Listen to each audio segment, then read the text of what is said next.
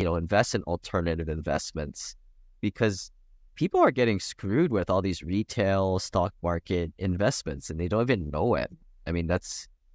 Look at my parents. They invested in that stuff their entire lives and they barely got them anywhere. And I get it. That's how Wall Street works. Wall Street, how else do they have these large, big buildings? Goes to all the CEOs in the building, all the profits go to them. Welcome to Lessons in Leverage, the podcast that takes you behind the scenes of success.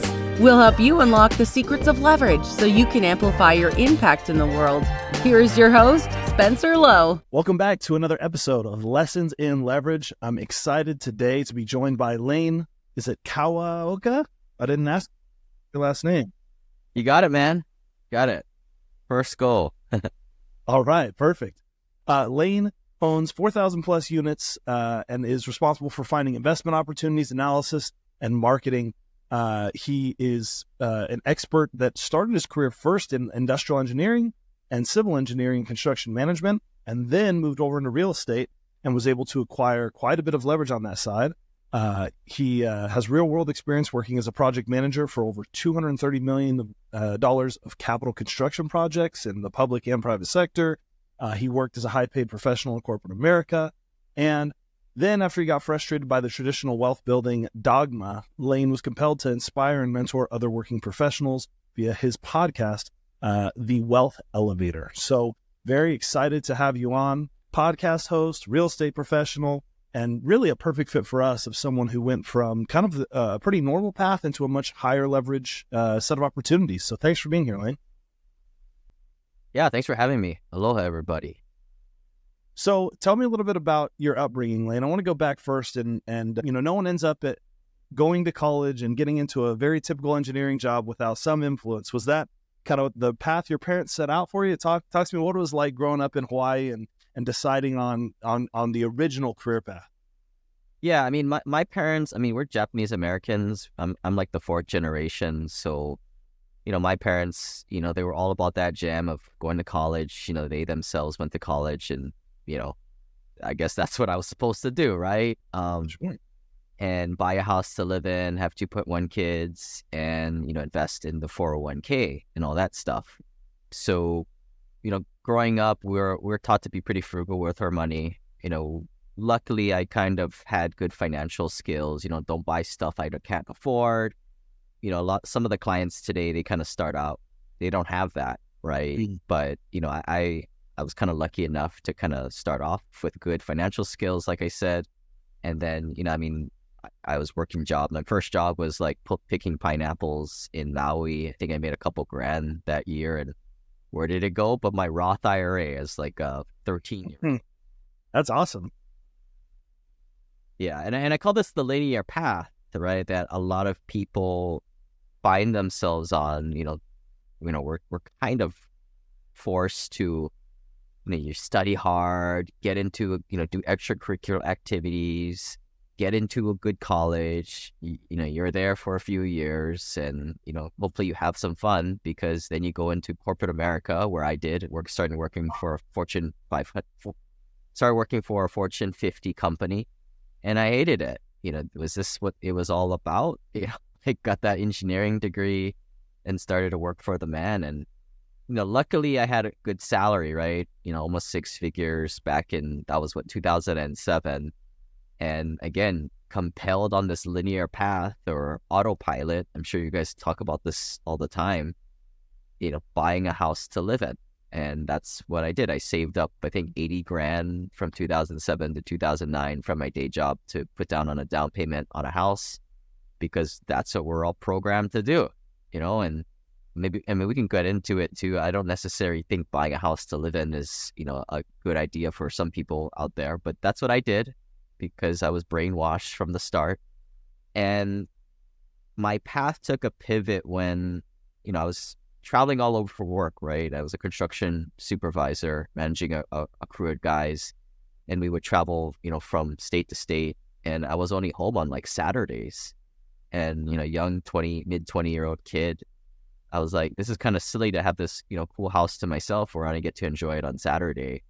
Hell, why don't I just start to rent it out, right? Kind of like, this is well before Turo, the days of Turo, right? At Airbnb. So that's what I did.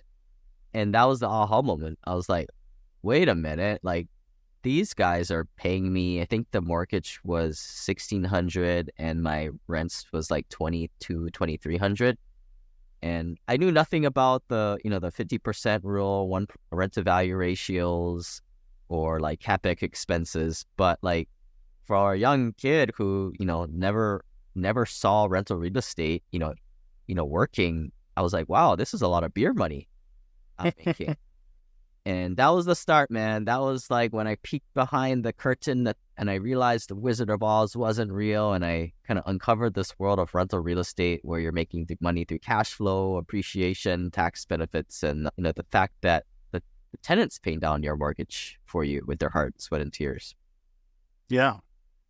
Yeah, that's a great story. So thanks for sharing that. I mean, I think a lot of people do start out kind of from even a position worse off than you did. At least you came up with some financial education.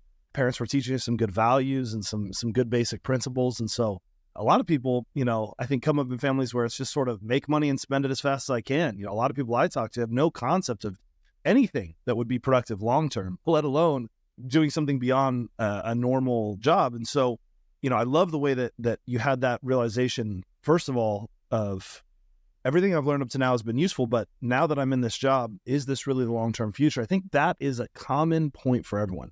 And sometimes it happens earlier in life, sometimes it happens way later in life, but I think people sometimes need to get dissatisfied a little bit and a little disenchanted in order to kind of get the motivation to reassess. And hey, good for people that never get disenchanted and love their life. I mean, that's the real goal. The real goal is to have a really fulfilling life. And so if you find that, good for you. But I think when people are missing that, they start to wonder, is there other paths? And so when you first took that step of renting out your house, I'm sure that there were some assumptions and some either fears or excitement. Talk to me a little bit about what you went through, because you're still working your job at this time and you're saying, all right, I'm not using my house that much. First of all, walk me through the logistics. Did you decide to rent? Was this like, I'm going to move into an apartment and rent on where I'm going to live so that I can rent out my house? Did you like house hack and rent part of the house? Tell me the logistics of how you kind of rationalized that as someone who had no background and was taking that step. Well, I mean, this is a little bit unique. I think not everybody can do this. I mean, I was in hotels, like I said, 100% of the time. And I had the ability to just stay where I was at throughout the weekend. So I could pretty much vagabond 100% of the time. So I could remember that weekend. I mean, going back to what you said earlier, right? Like if there's a pain point, that's when amazing things happen, right? You make changes. I can remember being in like Idaho, northern Idaho, and going over to Montana, which sucked, right? I was in pain. I was like, and I was toiling on this idea for a few weeks, right? Like I didn't know anything about like renting my place out. Apparently you just get a property manager, which I called the old one. That was kind of the first actionable step I took.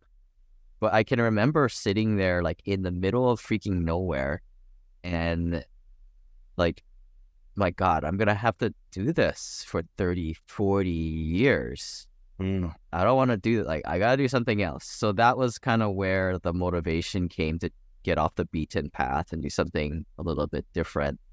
And I just, I can remember like I said, I called an old property manager up, which is all you really need to, especially if you're a passive investor, get a property manager to rent your place out. They take 10% of your rents, but they pretty much do everything. Great for like a, newbie, a landlord like myself. But I drove all the way from like, I was in Whitefish, Montana, all the way to Seattle, Washington, where I was at. I think it must have took more than 12 hours for sure.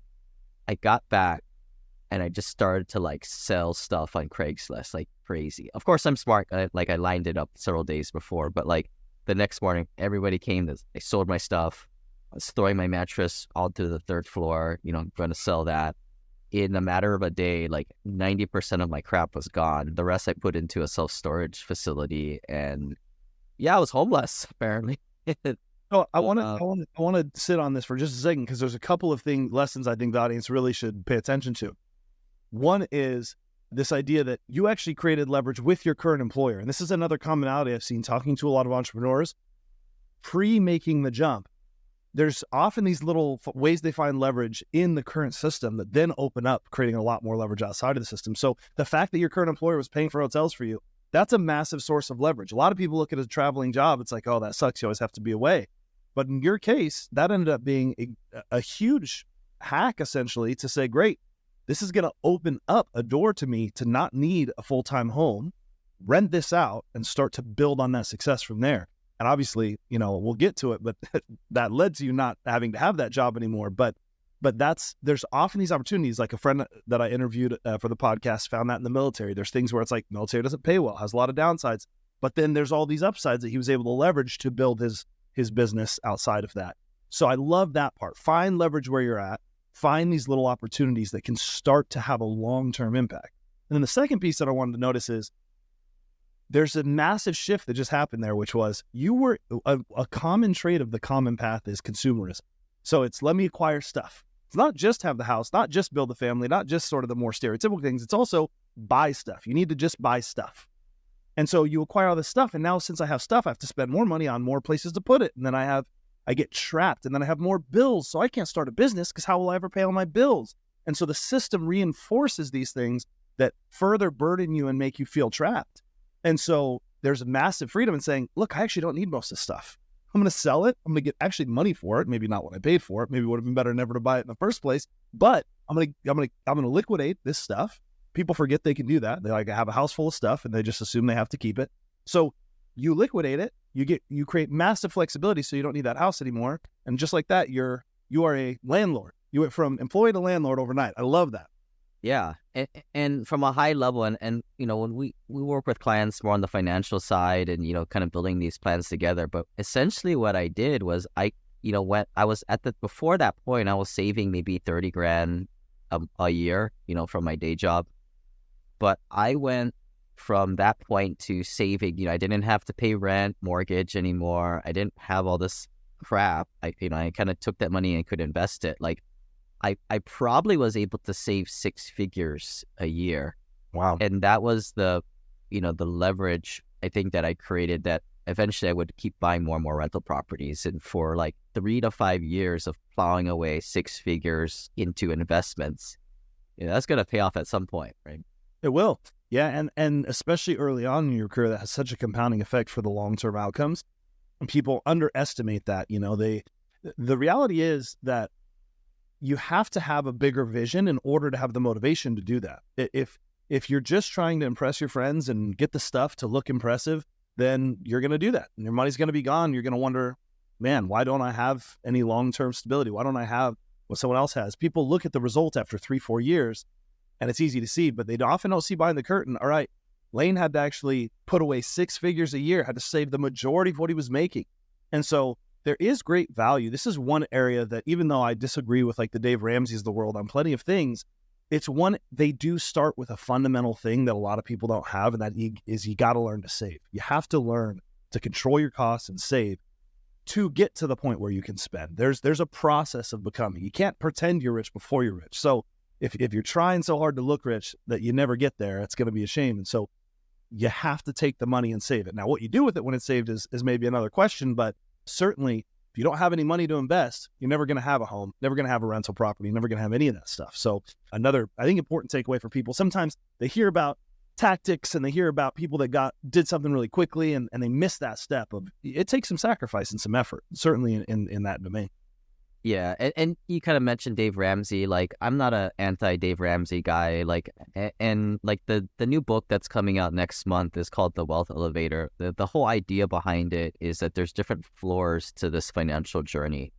Now, Dave Ramsey, Susie Orman, these guys, they kind of, I think a lot of financial advice out there is predicated to people on what we call the basement floor. Sounds horrible, I know, but it is the starting point, right? Like, most people out there are pretty horrible with their money. They, number one, don't make over 50, 60 grand a year, and they spend more than they make. Like like I said, like I have a lot of gratitude for it, but I started on the first floor of the wealth elevator, right? I had good financial skills. I had a good paying job, it's more about like what we do with myself and my clients is how can we take you going from 45 miles an hour and take you to 85 and then over 100, right? That's kind of the leverage that we want to kind of create for people. But it's confusing, right? Because like you have, Dave Ramsey seems like a great guy, right? It's not that the strategies are bad.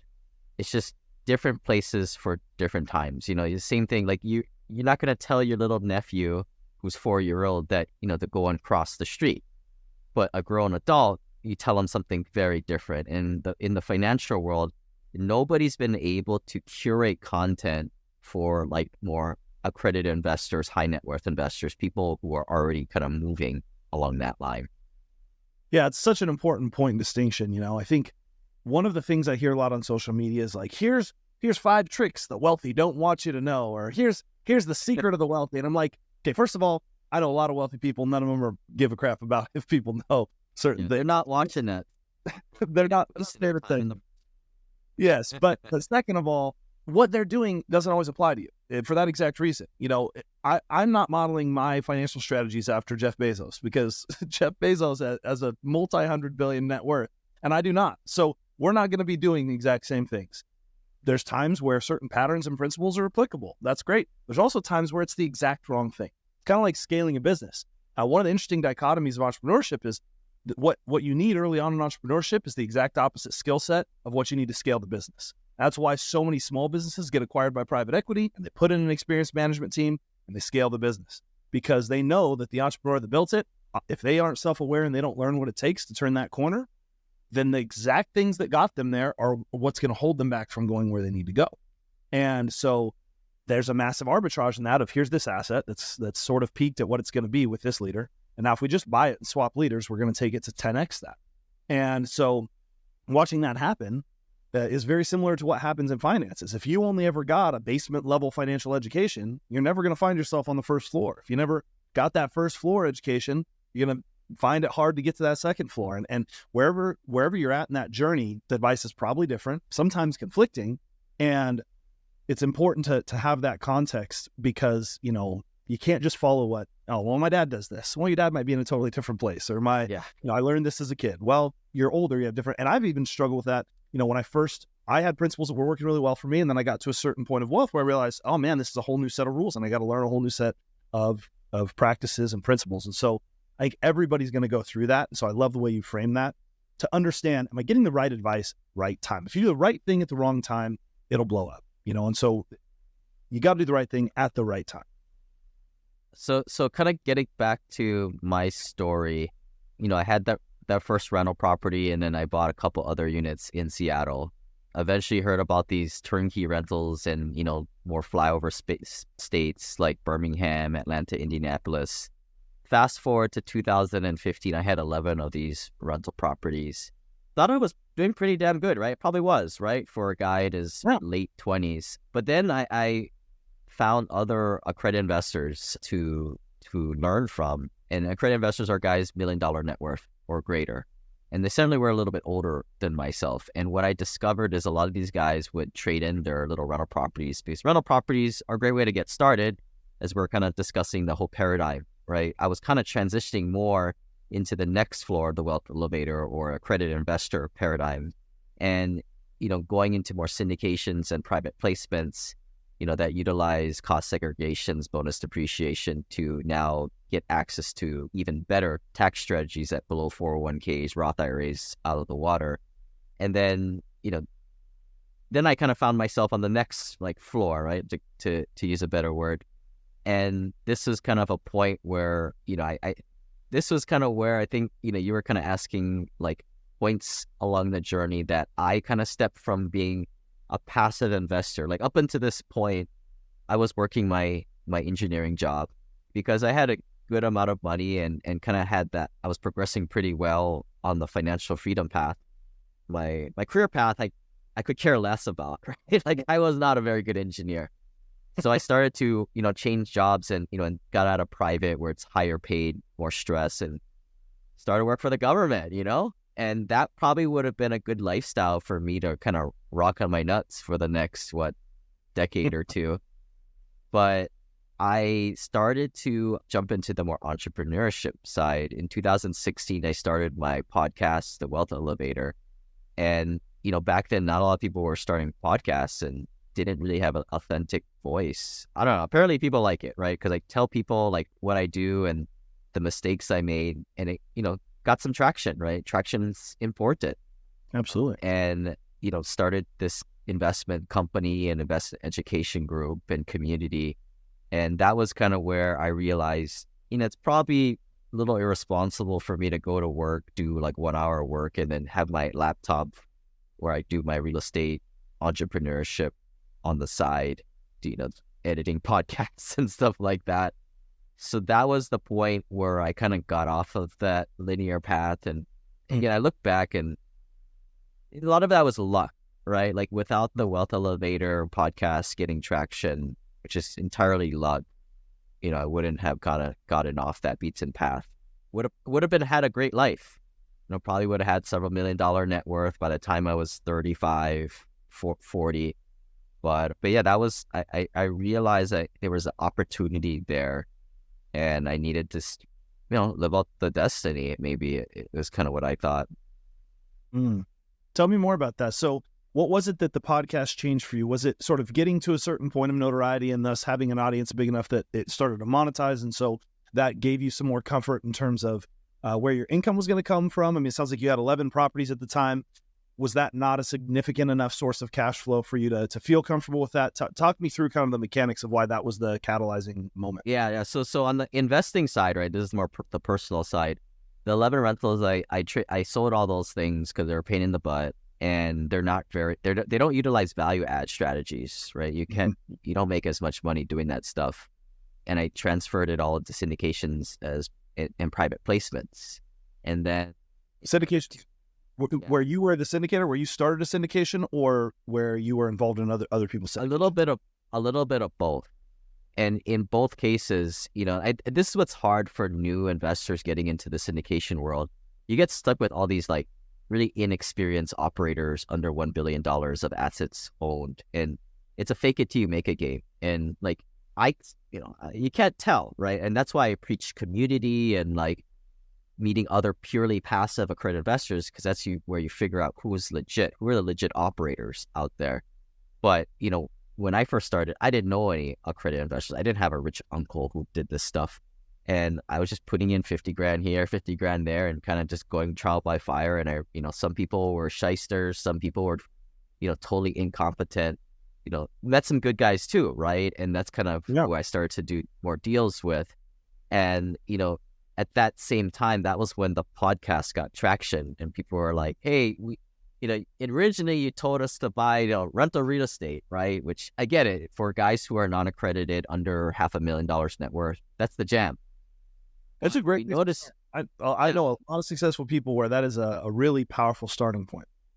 But the comments, if I were to summarize, were like, "Hey, Lane, that's not what you're doing," and this is kind of where I think the podcast started to change, and I kind of found my voice and my people who were mostly accredited investors, guys that make multiple six figures a year, not necessarily the entrepreneur type, but maybe some were like 20% were successful business owners, but like the doctor that makes 600 grand a year who wants the tax benefits and looks for a place to invest it with, honorable people.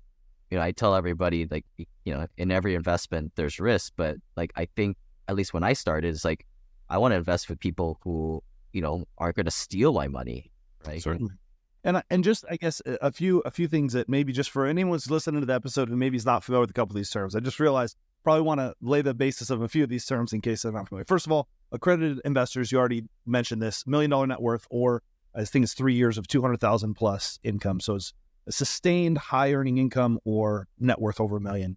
Then you've got syndications. We're talking about, this is a vehicle you can invest in real estate through that aggregates funds and then invests on behalf of those investors, typically in larger investment deals, more commercial real estate type things, or large multi-unit type investments, right?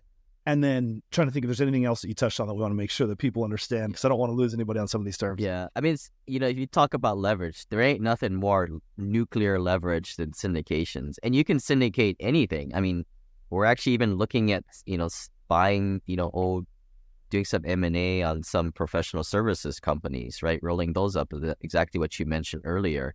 And yeah, like this is kind of high level and oogity boogity, but like money is a multiplier, a magnifier. It makes mean people meaner and generous people more generous. But it also, from a pragmatic standpoint, magnifies dreams and aspirations. And if you're a good CPA owner and you can rinse, wash, repeat your business skills, or if you're a good marketer and you can create good sales teams, syndication just turbocharges you with power and leverage. Yeah, I mean, it's a huge form of financial leverage. So this is something that I talk about at times on the podcast, and it's maybe good to review right now, which is most people start gaining leverage either through labor leverage or technological leverage. And that's because a lot of the most important financial leverage tools require a certain amount of net worth, either being an accredited investor or a certain amount of education. And often people don't prioritize the education until they have the money to work with. So it ends up most often that people start either building a business with labor leverage. One of the exceptions to this is real estate, and specifically rental real estate. It's a great way that you can actually use your first piece of leverage, can be financial leverage, to go get loans, because there's all these ways you can get loans for real estate that you wouldn't be able to get for anything else. And so you're using financial leverage to build wealth faster that way. And so even if it's rental properties, there's obviously different strategies and house hacking and all this stuff you can do to use real estate. But even that is often a form of labor leverage, because usually you either have to hire a property manager or manage people to go make that a reality. And so there's these base skills that are often people start with, like a service business or some form of labor leverage, add technological leverage, websites, marketing tools, write custom code, other things. And by the time they have a business that's producing money, then that third piece is like, right, what do I do with this money? And so the exception to that, like I said, you got real estate. The other exception would be people start in banking and in invest, hedge funds and all that. They go up through the finance world because they know finance is this massive source of leverage. But at the end of the day, there's a reason that most of the richest people in the world are proximate to the money. So the hedge fund owners, all that, that's the largest group of, billionaires and all that in the U.S. economy. They end up there because they're proximate to the money.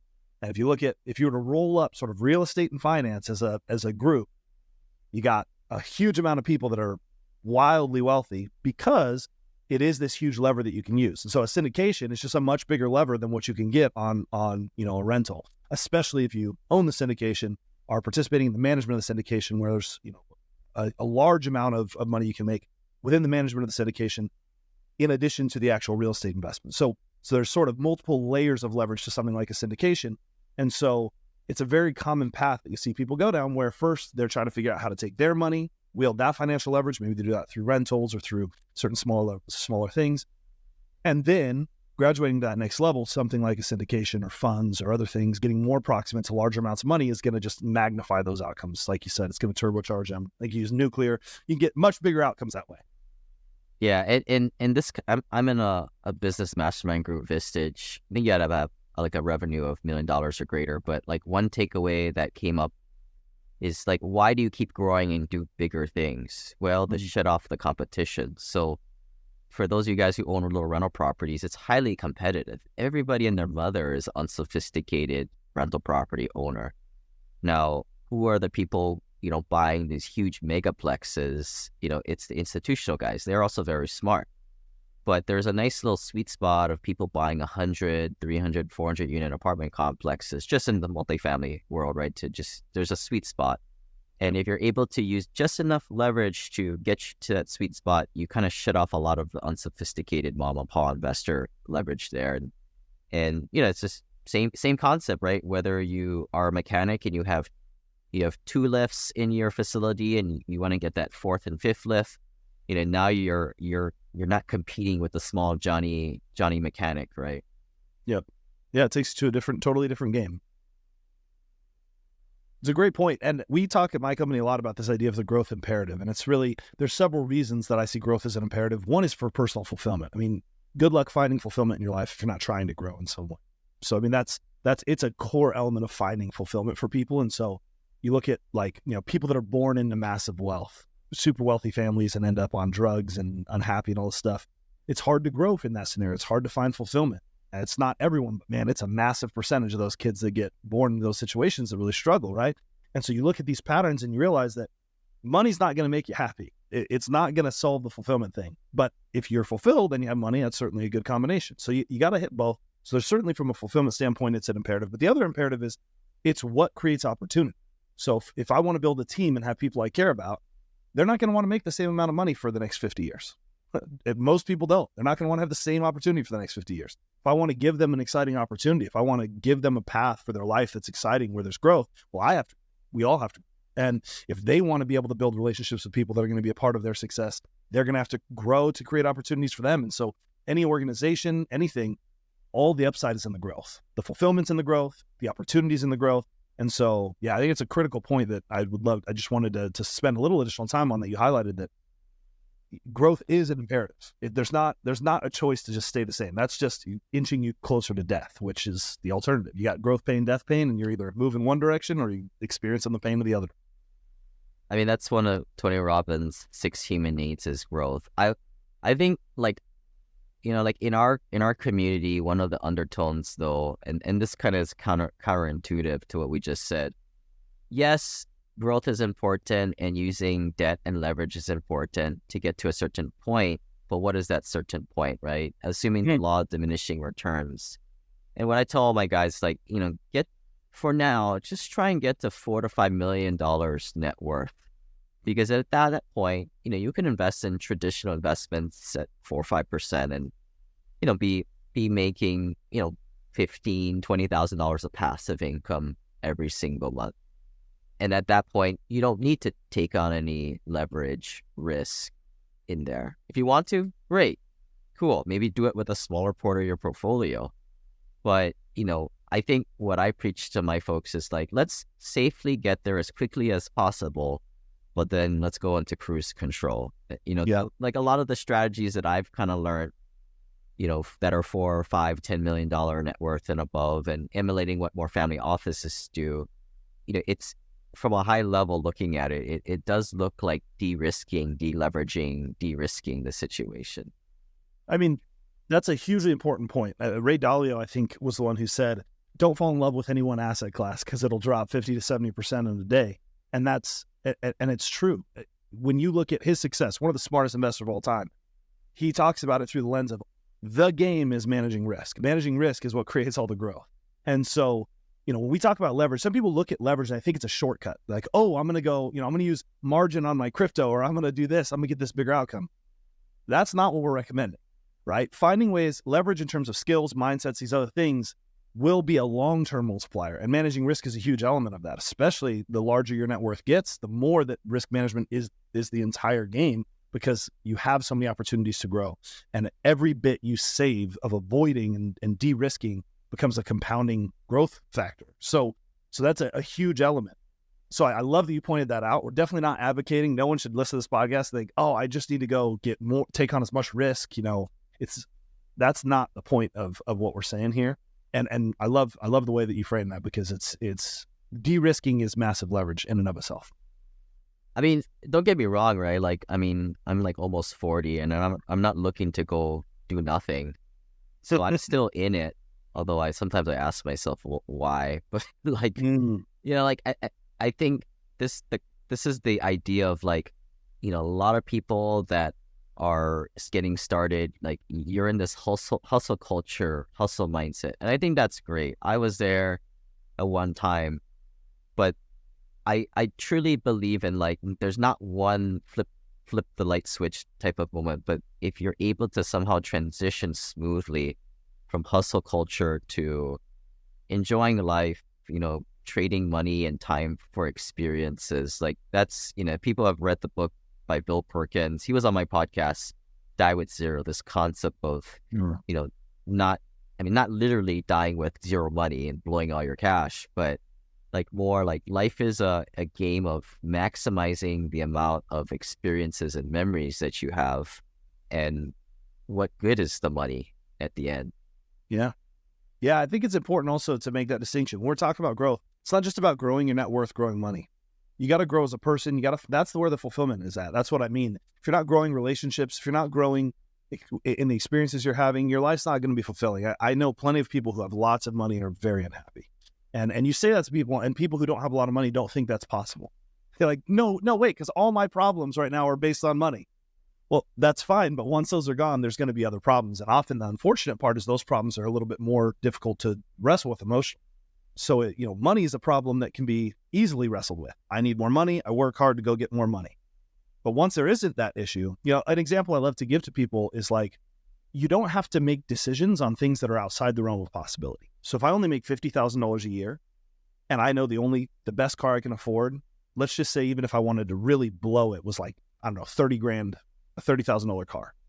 When I get served ads mistakenly for $100,000 cars, $200,000 cars, $500,000 cars, my brain doesn't even start to process, should I buy that or not? I don't even start down the evaluation because it's not even possible. I don't wonder, should I spend money on this mansion? I don't wonder, should I start this new business? It's not an option for me.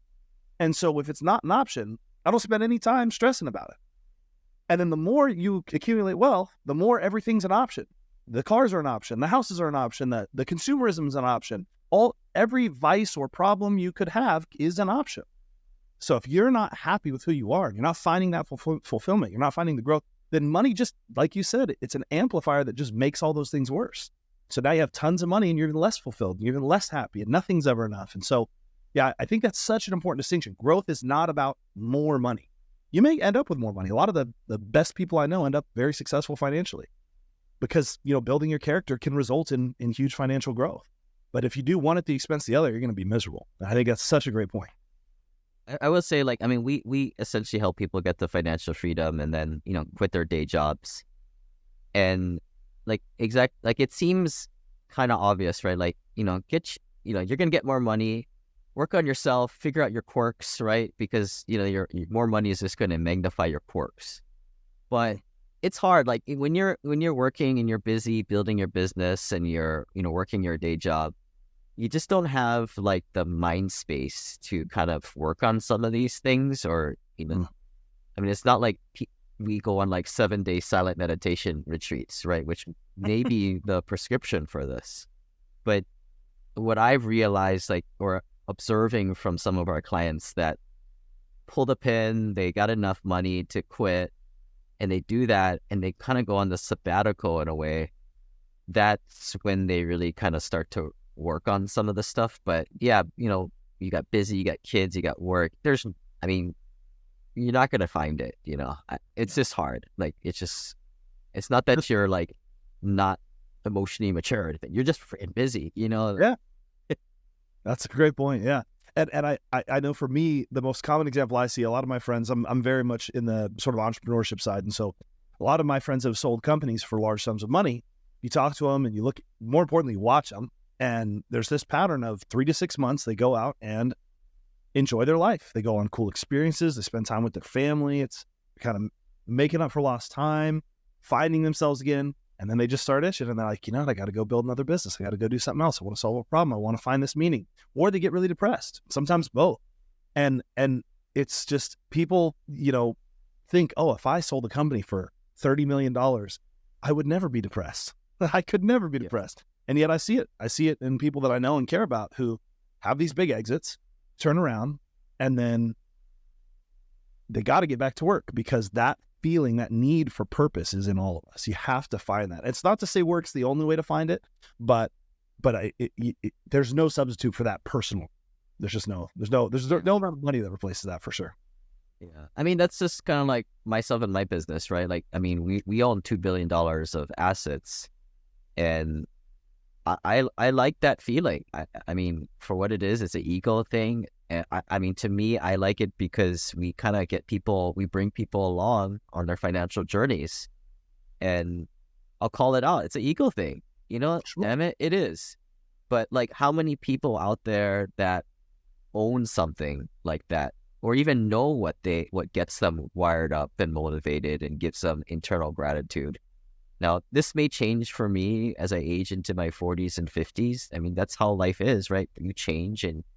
And what I'm kind of learning is you go through quadrants of your life. So this does change. But like to me, like I think it's this concept of like hitting resonance frequency, like, like the Philips toothbrush or the tuning fork, right? You hit it at a certain point and it just high speed, low drag. And like, this is what I kind of enjoy, right? Like I don't really go on long vacations. If not, I get antsy. I need to be on the computer doing what I do. And maybe that will lead to a life of unhappiness and constant working. But like, I also hear it from the other side. Like I said, right? Like, own it. That's just how you're wired up, unfortunately. Yeah, I think that, so you brought up Tony Robbins before. I'm a huge fan of Tony Robbins. I go to a bunch of his events. I'm part of his Platinum Partnership group. I do a ton of stuff with him, and just, I love what he teaches. But you brought up these 6 human needs. That's a huge element, is this concept of, we all have these human needs we're trying to fill, and that's not going away. So it's like, if owning a certain business or having a portfolio or assets under management, if that checks a box for needing to feel significant and, like you said, feed the ego, it's not necessarily bad. If you're doing it at other people's expense, hurting people, whatever, then obviously that's a different thing. But there's plenty of healthy ways that it's in all of us to want to achieve something and feel that significance. It's in all of us to want to create some certainty for our financial future, that financial freedom. We also, though, want that variety, like the experiences you talked about. We also want the love and connection that comes with relationships, intimate relationships, close relationships, and then the growth and the contribution, contributing to something bigger than ourselves and seeing ourselves and others grow. I mean, all those are things that make life meaningful, and we're in charge of that. We have to make it meaningful, and that doesn't go away with that. That growth is actually totally decoupled from money.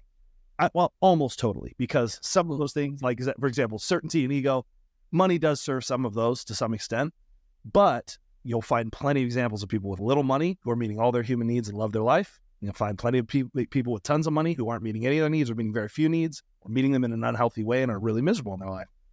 And so to me, that's a really empowering thing, is to look at that and go, wherever you're at in the journey, they don't have to be correlated. I can be really happy and live a fulfilled life, no matter if I'm at the basement floor just starting, if I'm part of the way through my financial journey, if I've got a really high net worth and I'm in the top few percentile or fraction of a percentile, wherever I'm at, I can be living a meaningful life. Is that something you've seen and experienced? Tell me about, you mentioned this, and I relate with it. I had an experience just last year where I think there's certain points that everyone gets to where maybe you hit a new goal or a milestone or something you thought would take longer to achieve. And you kind of go, why am I doing this? Like, should I be doing this? Like, because you maybe had purpose or you had some identity. For me, I had some identity in certain goals I wanted to achieve. And here I am 33 and they were achieved already. And I was like, oh, well, then what am I doing? I had a plan. I had a thing I was going for. That's already done. Well, what's next? And so I had to rebuild that vision of my future. I had to rebuild some of these things to work on myself, like you said. What was that like for you? Or did you have a similar experience? Yeah, I mean, honestly, like myself, I'm not like a born entrepreneur, right? Like I'm kind of a transplant coming from the linear path, go to school, study hard, go to job. I mean, a freaking engineer job for like, I mean, you can't get any more like, straight line than that. But what I've noticed for myself, and it's easier to notice in other people, right? Like my clients, is like this movement from scarcity to abundance, right? Like if you notice what, my story, what in initial, like I would just try and save money. I wouldn't, I wouldn't go out with my friends sometimes. I'd save money, just be that cheapo guy, right? Like, and those guys are never fun. They're not about other people. They might be great people, right? But what I enjoy is like, when people start to have $5,000, $10,000 of passive income a month from their investments and then, cutting their tax bill in half, they tend to change to more of an abundance mindset because that pressure is off a little bit. Money's not everything, but it's kind of important, I think, in the first half of your life when you don't short it. And so at least that's what I've noticed from myself is like, you plug the 6 human needs from Tony Robbins. There's a point, you're trying to achieve those needs, but there's also another undertone of, at some point, it's more for other people achieving said needs in combo. And for me, it's very easy to see it in my clients, right? Like you get a guy who's super like, we have like a mastermind group, and they're always looking for strategies and people to invest with. And so, the new guys, they come in, they ask all these questions, like, who's your CPA? Who's your tax attorney? And, what did you invest in this deal, this deal, this deal? And I get it where it's coming from. It's coming from scarcity, right? You're afraid. You don't know what you're doing. But the people who've been in the community for a long time and kind of got in a level, they see the light at the end of the tunnel, right? They're transitioning from scarcity to abundance. They realize that, it's more about helping each other. And it's, I always tell my folks, like, the currency of the wealthy are social relationships, because it's pretty easy for us to get you to 4 or 5 mil net worth. You follow the plan, you're there. But what you can't, what's kind of hard, is like, you can get there being a jerk and doing it all yourself, and nobody's your friend other than your spouse, who may not like you anyway either. Yeah, in some cases. Or having a community of people that went on this journey with you that are somewhat comrades, you didn't go to war with. I mean, it's the furthest thing from war, but in a way, it's shared experiences, shared struggles, and that creates a very rich life, I think. And what I realize, it's like, it's not, because I was there myself, right? Like, I was like atypical, like I'd like do all kinds of cheap little things to save my money, go to like, what would I do? I would like take a shower at work to save like $5, not having to use the hot water at home. I'd like use the restroom at work as much as I could, like things like that, just ridiculous thing. I would never pick up the tab at the bar for my, buddies or people I kind of knew, right? Like, I was not that guy. But slowly, I think things change, or, I think that's also what, models and role models for myself have kind of done for myself, right? Having that freedom, the abundance. But then again, it's easy to have that mindset when month after month, you got 10 G's dropping in your bank account because of your investment too. Sure. Yeah, man, that's a big element of, I think, something that we have touched on here, is this concept of there's different goals for different points, but most people should have some form of goal of getting to this point where their investments can provide for them, can cover their costs, can become a vehicle that can pay, whether or not you actually choose to operation. Like for me, for example, I don't live on any of my investment income right now. I just reinvest all of it. I'm much more focused on growing, and I have plenty of money, and I live a pretty chill life, and I don't need it. But knowing that I could switch to using that, or rebalance my portfolio towards cash flow heavy investments, or towards things that would pay out, in the short term, that's a very powerful place to be, because that there's always sort of that backup plan. There's something in place there that you can rely on. And that is such a mindset shift, especially if you've never experienced that. And so I think that a lot of people don't even realize that's possible, and certainly maybe think that that's like a retirement only thing. That's something I could do when I retire, at 65 or whatever the predetermined age ends up being for that generation. That's when I get to start like having money come to me. The reality is, if you're more effective about building wealth and you build it earlier and you build it in the right vehicles, you can do that sooner. What are some things you've seen with people that has helped them make that shift from income from investments as a future retirement type thing to something that might be a sooner term goal? Talk to me about that. Yeah, I mean, that's one of the fundamental mind shift things that we teach in our seminars. This is why things are kind of backwards. Like, we're all taught to kind of build up your savings and assets into this big pile, get to 60 plus years old when you can't even enjoy the damn thing, and then start eating at the pile, right? Or living off the dividends off of that. In reality, if you look what the wealthy do, is they start to build mini pensions. Or the way I started, like, I would just buy, like when I first started, 11 rental properties. So there was like mini pensions, and each rental property gave me a few $100 of cash flow every month.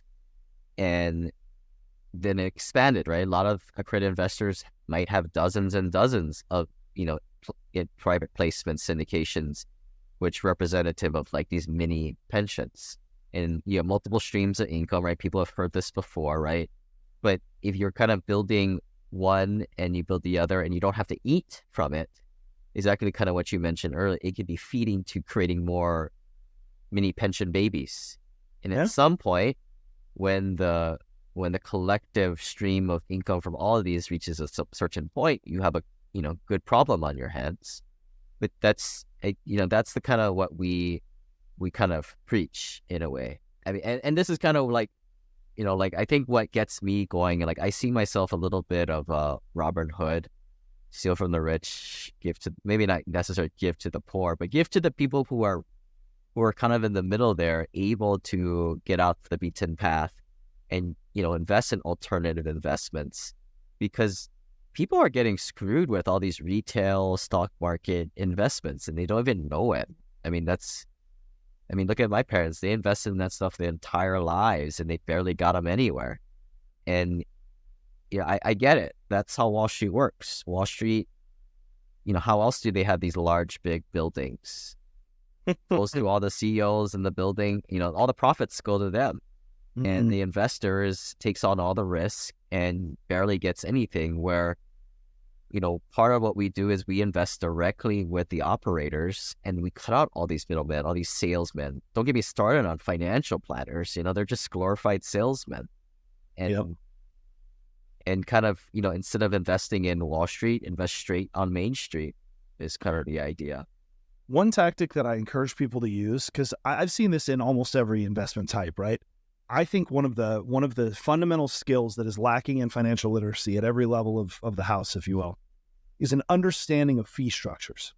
And one hack that people can take is, in any investment of any kind, you can take the documents provided to you, put them in ChatGPT, and tell ChatGPT to read them and say, I want you to find me anywhere in this document that there is a explicit fee, an implicit fee, or anything that resembles a fee or cost that would come out of my money. And I want you to provide that all back to me. And what you find is that most people think they know their fees and they don't. So in certain, 401ks or mutual funds, they might think that there's an advertised like, oh, we're a low rate fee type thing. But there's a 1% fee when it goes in. There's a 2% fee when it comes out. There's all these transaction fees. There's, this other hidden fee. There's the fee that they're charging is the custodian's not the same as the fee that the fund's charging. They're holding. Let me spend $500,000 on this little dinner party and hide it above the line as an expense marketing. Yep. Yeah. So there's a lot of things like that people aren't aware of. And there's a great hack. That's a hack for anyone to take and use. Put it all in there. Now, obviously, the documents have to represent the fees. That's not a foolproof solution, because not all fees are sort of documented. And this is where you're getting to, especially when you get into other types of investments. Let's say you work with some sort of financial advisor and they also sell you funds that they own. If you don't know to ask them, so some of the things you can do, again, tactics here, you can ask them, I want you to disclose and sign a document telling me you've disclosed every income stream you have on my money. So I want to know every income stream that you get from my money, including fees I pay you directly, fees you take on funds that you sell me, fees on referral fees from products you sell me, etc. There's all these different ways that they might be making money on my money. And any good financial planner, anybody who's actually working with your best interest in mind, which is a very small group of people that are truly fiduciaries. So those people, first of all, are not ashamed to show you how they make their money. And second of all, I don't mind them making a bunch of money on me if they're doing a good service. But most people have no idea, one, how much money they're paying, and no concept of figuring out, am I getting value on that? So the other thing is for investments you may not understand, or where there may not be regulatory requirements to understand all the fee structures, I would get a written contract where they swear to the fact that they disclose it all to you and they list that in the contract, because now you can take that. And if at some point you find out they've been charging another fee, you can go sue them and recapture that. So, obviously that's a higher cost thing. If you don't have money to sue somebody, that's a different thing. But the point is, there are ways, if you just know to ask, that, and frankly, you'll find out real quick. If you ask an advisor or one of these people, a salesman of some product or whatever, they're going to get real uncomfortable when you ask that question if it's not obvious in the first place. And then once they've disclosed them all, you can go run the math on it. What you find is there's many layers of fee structures to every investment vehicle. So one of the reasons that I actually love, for people on that bottom floor, direct real estate investment as a starting point, is because the amount of gains you get that cut out all the fees for people who have such little money to work with, that has this massive compounding effect on their life. And it's the same thing with the stock market. If you're investing in stocks and you've got to do it direct into index funds that have minimal fees. You got to be sure you understand all the fee structure. that's going to work. The smartest people in the world recommend it. If you're going to be in equities, do it through these index funds. Warren Buffett says it. Ray Dalio says it. These guys don't have anything to gain from you doing that. There's reasons for this. There are some very minimal fee options in any given asset class.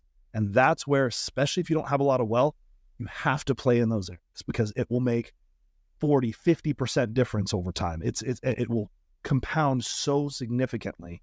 And so anyways, just a few more tactics I've seen. Happy if you want to riff on that at all or share any things you've seen where that fee structure can really hurt, especially people early on. Yeah, unfortunately, like if people don't have very much money, you're kind of stuck in their clutches, right? To get into alternative investments with reputable operators, if you're not dropping a $50,000, $100,000 check, to be honest, you don't belong playing in the game. That's why they allow only accredited investors to do it. And I think that's a little messed up, but unfortunately, that's how the world works. But yeah, I would, people in our ecosystem, even some of the lower net worth people, they don't really use those financial planners. They'll just use ETFs or index funds. But, yeah, like it's kind of one of those shams out there. And again, if you sense it, it's been a source of frustration for myself. And I wish that they would kind of teach this in schools. Like, you don't have to invest $100,000 in a syndication. Just start off with a little rental property. Yeah, $100,000. Put 20% down payment, and that $20,000 down payment may take you several years to save up, but now you're moving on the escalator of building wealth, and as soon as you know it, you'll have 2 rental properties, and that's how I kind of started from nothing. Yeah, that's a great point, and I think it's worth pointing out just that at that lowest level when you're first starting out, there's a lot of things where this is one of those areas where I said there's different rules at different levels. Everyone I know that has 8-9 figure net worth is paying someone to manage their money, but they are not paying for no offense to any particular, I'm not going to say any companies, I don't want to get in trouble, but a mainstream brand, certified financial, whatever the hell, who's taking 1% of everything and all sorts of different fees on top of that. They're not selling you products. They're not. So when you're paying for someone's services in this space, that's a different rule at a certain level, because at that level, they're going to be doing things for you that no one at the lower level does. And so you might look at that and go, oh, well, anyone who has a massive net worth tends to have either their own family office, be part of a multifamily office, pay fees for that.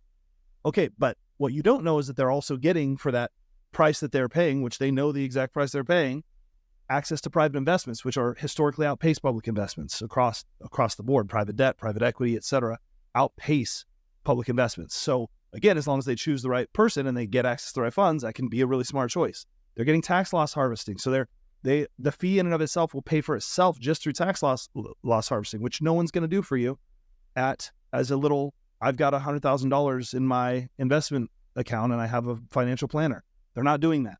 And if they are doing it, they're using an automated system. So like even Vanguard sells, I think, a 0.3% fee tax loss harvester. So you can do that and have it fully be automated. And you're actually getting that benefit. So, but again, once your portfolio has to be as a certain size for that to even start to make sense, because you can't properly run that strategy without being able to direct own the basket of products you need to own. So there's all these things that if you try to model the people that are ultra rich, someone with $100 million plus net worth has a staff of people that work for them to manage their money. You should not have a staff of people that work for you to manage your money. So it's clear when you break it down, these are not the same thing. But one of the things I hate is seeing people that will use that as a marketing tactic. Well, this is what the ultra rich do. They have financial planners. It's like, okay, well, let's be realistic here. Different phases. If you don't mind, Spencer, I'd like to plug my book. We have a chart in there. Please. You go look where your net worth is based on what floor you're at. Here's the tax strategies, the investment strategies, the personal banking, infinite banking strategies you should follow for starters. Look, I'm not the guy. If you're under $250,000 net worth and you make less than $60,000, I'm not the guy to listen to. But if you make a good salary and you're a accredited investor, certainly, maybe check out the Wealth Elevator, sold on Amazon, and I would say start there. Yeah.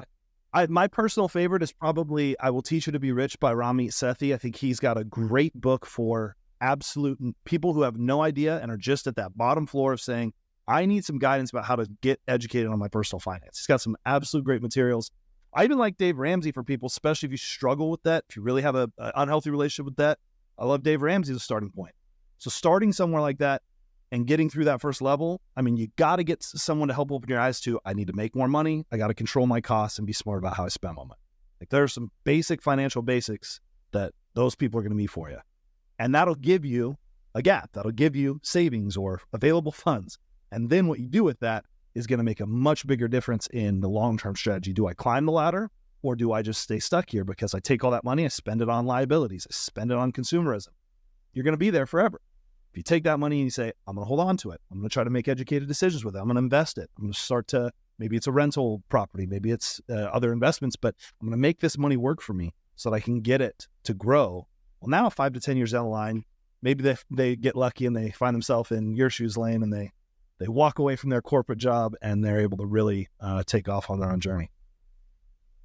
Well, it sounds like you're pretty clear about kind of the people you work with and who you help. So if someone, maybe just recap that for us. Who are the people that should go pursue your book or visit your websites, and what are those locations for you? Yeah, I would say like if your income is over $100,000 or certainly you're a credit investor, I would say the strategies that we kind of specialize in, they would be very pertinent to where you're growing into. Also, I got my podcast that I've been working on since 2016, The Wealth Elevator. We can search for that. And then, yeah, if anybody's an accredited investor out there, feel free to reach out, lane@thewealthelevator.com. Awesome, Lane. We really appreciate the insights. Appreciate the great conversation. Thanks for joining us today. Go, man. Hey, before you go, I have a small request. Our mission is to empower as many people as possible to maximize their potential through the power of leverage. Could you help us in this mission by leaving a review on iTunes, Spotify, or YouTube? And if you know just one person who would benefit from today's episode, would you please share it with them? Your support means the world to us, and we are thrilled to have you in the community. Thank you for being a part of our journey and helping us grow. You can find show notes for today's show and past shows at lessonsinleverage.com, which also has links to connect with me personally and connect with our various podcast channels across your favorite social networks. A big thanks to Solve.cloud, who sponsored this episode. They're a group of expert consultants that help SaaS and financial services companies to implement, optimize, and manage Salesforce.com. They can help you with custom integration solutions and are helping customers to implement some of the most important generative AI technologies. You can find them at solved.cloud. That's SOLVD.cloud is the URL. Thanks again, and we'll talk soon.